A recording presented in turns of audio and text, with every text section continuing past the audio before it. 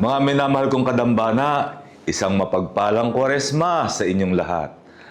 Sa pagsisimula ng banal na panahong ito, tayo inaanyayahan na huminto sandali mula sa ingay ng ating araw-araw na buhay upang magnilay, manalangin at muling ituon ang ating mga puso sa Diyos. Ang Kwaresma ay panahon ng pagninilay sa sakripisyo at dakilang pag-ibig ni Hesukristo na nag-alay ng kanyang sarili para sa ating kaligtasan. Sa kanyang krus, natututuhan natin ang tunay na kahulugan ng pag-ibig, pagpapakumbaba at pagsunod sa kalooban ng Ama. Tinatawag tayo ng simbahan na isabuhay ang tatlong haligi ng Kwaresma: pananalangin, pag-ayuno at pagkakawanggawa. Sa pamagitan ng mga ito, mas napapalapit tayo sa Diyos at naipapakita ang pag-ibig ni Kristo sa ating kapwa.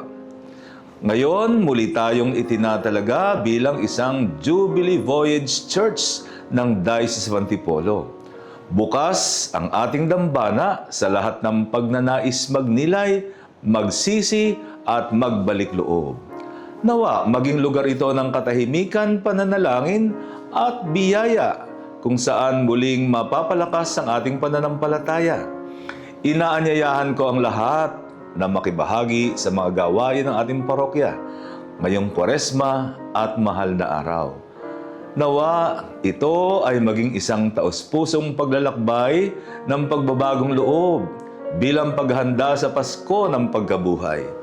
Nawa, samahan tayo ng mahal na Birhen ng Aranzazu sa ating pagninilay. Ipinagdarasal ko ang bawat isa sa inyo. Isang mapagpalang Kwaresma sa ating lahat.